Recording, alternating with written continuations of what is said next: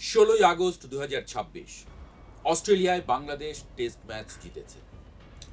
প্রধানমন্ত্রী তারেক রহমান ভিডিও কলে, বিসিবি সভাপতি তামিম ইকবাল তানজিদকে দেখিয়ে বললেন, ভাইয়া বগুড়ার ছেলে। প্রধানমন্ত্রীর সাথে সাথে থামিয়ে দিলেন, বললেন, বগুড়ার না, ও বাংলাদেশের ছেলে। হি রিপ্রেজেন্টস বাংলাদেশ, নট বগুড়া। একটা লাইন, কিন্তু এই এক লাইনে বাংলাদেশের 54 বছরের পুরনো রোগটা ধরা পড়েছে। রোগটার নাম জেলা। এই বগুড়ার ছেলে বলার দরকারটা কি ছিল? তানজিদ কি বগুড়ার হয়ে খেলতে গেছে? ওর জার্সিতে কি বগুড়া লেখা? না, লেখা বাংলাদেশ। তাহলে বগুড়া টানছেন কেন? এটা আদর না, এটা ভাগাভাগি। আর এই ভাগাভাগি থেকেই আসল বৈষম্যটার শুরু। বৈষম্যটা কোথায়? উন্নয়নের জেলা কোটায়। যখন প্রধানমন্ত্রীর বাড়ি গোপালগঞ্জ, তখন গোপালগঞ্জে বিশ্ববিদ্যালয় হয়, মেডিকেল কলেজ হয়, রেল লাইন যায়, 4 লেনের রাস্তা যায়। তখন মানুষ বলে, উন্নয়ন কি বাংলাদেশের হচ্ছে নাকি গোপালগঞ্জের হচ্ছে? আবার যখন প্রধানমন্ত্রীর বাড়ি বগুড়া, তখন বিরোধী দল বলে, এখন সব বগুড়া যাচ্ছে। বগুড়ায় ইপিজেড, বগুড়ায় বিমানবন্দরের পরিকল্পনা, বগুড়ায় সব বড় প্রজেক্ট। এই অভিযোগটা কিন্তু নতুন না, এটা একটা চক্র। আজ বিরোধী দল বলছে সব উন্নয়ন বগুড়া কেন্দ্রিক হয়ে যাচ্ছে। কাল যখন ক্ষমতা বদলাবে, তখন আজকের সরকারই বিরোধী দলে গিয়ে বলবে উন্নয়ন এখন আরেক জেলা কেন্দ্রিক হয়ে গেছে। মানে বাংলাদেশের মানচিত্রটা আর মানচিত্র নেই, ওটা হয়ে গেছে প্রধানমন্ত্রীর বায়োডাটা।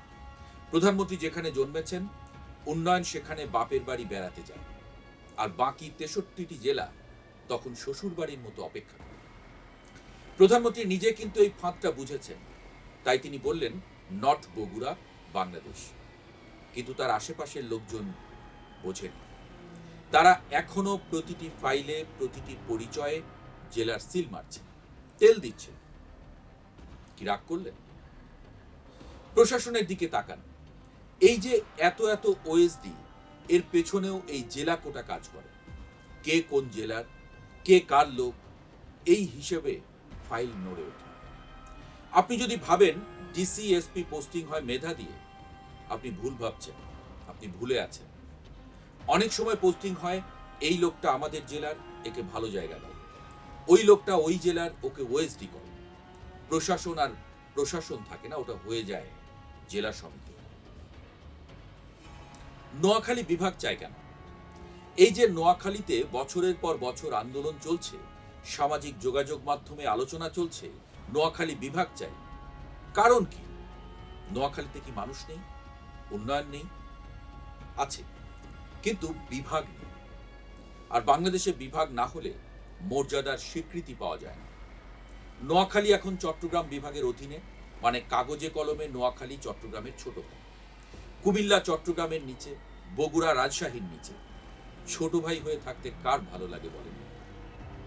তাই বিভাগ চাওয়াটা আসলে শুধু রাস্তার জন্য না, মর্যাদার লড়াই। কারণ বাংলাদেশে বিভাগ মানে একটা মেডিকেল কলেজ, একটা বিশ্ববিদ্যালয়, একটা পাসপোর্ট অফিস, এক গাদা বাজেট। আমরা দেশকে ভাগ করি প্রশাসন সহজ করার জন্য না, আমরা দেশকে ভাগ করি বাজেট ভাগ করার জন্য। বিভাগ মানে উন্নয়ন না, বিভাগ মানে প্রমোশন। বাংলাদেশ 1.5 লাখ বর্গ কিলোমিটারের দেশ। এখানে উপজেলা 50টি, ইউনিয়ন 4,500-এর বেশি। প্রতি বছর নতুন উপজেলা হয়, নতুন ইউনিয়ন হয়। একটা নতুন ইউনিয়ন মানে একটা নতুন চেয়ারম্যান, একটা নতুন অফিস, একটা নতুন বরাদ্দ। আর নামকরণের কথা কি বলবো? প্রতিমন্ত্রীর ছেলের নামে ইউনিয়ন, এমপির বাবার নামে উপজেলা, নেতার দাদার নামে রাস্তা। কি রাগ করলেন? বাংলাদেশের জেলাগুলোর আয়তন ভারত কিংবা ইংল্যান্ডের জেলার আয়তনের তুলনায় প্রায় অর্ধেক। অথচ সেই হিসেবে ভারত বা ইংল্যান্ডের চেয়ে আমাদের জেলার সংখ্যা অনেক বেশি।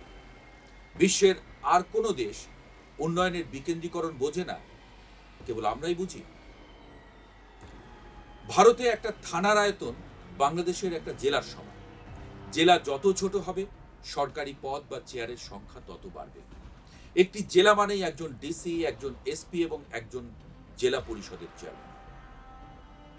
ভারতে 150 কোটি মানুষের জন্য এমপি 543 জন, অর্থাৎ গড়ে 27 লাখ মানুষের জন্য একজন এমপি। আর বাংলাদেশে 17 কোটি মানুষের জন্য এমপি 350 জন, অর্থাৎ গড়ে মাত্র 4 লাখ মানুষের জন্য একজন এমপি। এটি আবার সংস্কার করে 500 জন করার দাবি জানানো হচ্ছে। ইউরোপের দিকে তাকালে দেখা যায় নরওয়েতে 169 জন এবং ডেনমার্কে 179 জন সংসদ সদস্য নিয়ে পুরো দেশের কার্যক্রম পরিচালিত করছে। আমাদের কেন 350 জন লাগে? কারণ আমাদের এমপি আইন প্রণেতা নন। এমপি মানে উপজেলার মালিক। প্রতিটি এমপি একটা করে উপজেলা চায়, নইলে যেন তার মর্যাদা থাকে। ভারতে এমপি বানায় জনসংখ্যা দেখে, আর বাংলাদেশে এমপি বানায় মান অভিমান দেখে। ইউরোপে পার্লামেন্ট দেশ চালায়, আর আমাদের দেশে উপজেলা সমিতি পার্লামেন্ট চালায়। প্রধানমন্ত্রীর ওই একটা লাইন, বগুড়ার না, বাংলাদেশের ছেলে, এটা যদি শুধু ভিডিও কলের ভদ্রতা না হয়ে থাকে, তবে এটা স্পষ্ট একটি বার্তা। প্রধানমন্ত্রী পরিষ্কার জানিয়ে দিয়েছেন এই আঞ্চলিক বিভক্তির সিস্টেম ভাঙতে হবে। আগেও সংসদে বলেছেন উন্নয়নে আঞ্চলিক বৈষম্য থাকবে না, আর 16ই আগস্ট খেলার পর বুঝিয়ে দিলেন পরিচয়েও আঞ্চলিকতার প্রভাব রাখা যাবে না। আজকে নোয়াখালী বিভাগ হতে চাইছে, কালকে ফেনীয় বিভাগ হতে চাইবে। কুষ্টিয়া, পাবনা, তারা পিছিয়ে থাকবে কেন? কিন্তু দেশকে এগিয়ে নিতে হলে জেলার ম্যাপ দেখে চলা যাবে না। বরাদ্দ আগে যেতে হবে পিছিয়ে থাকা জেলায়, প্রধানমন্ত্রীর জেলায় নয়। পরিচয় হতে হবে মেধায়, পারফরমেন্সে, জেলা দেখে নয়।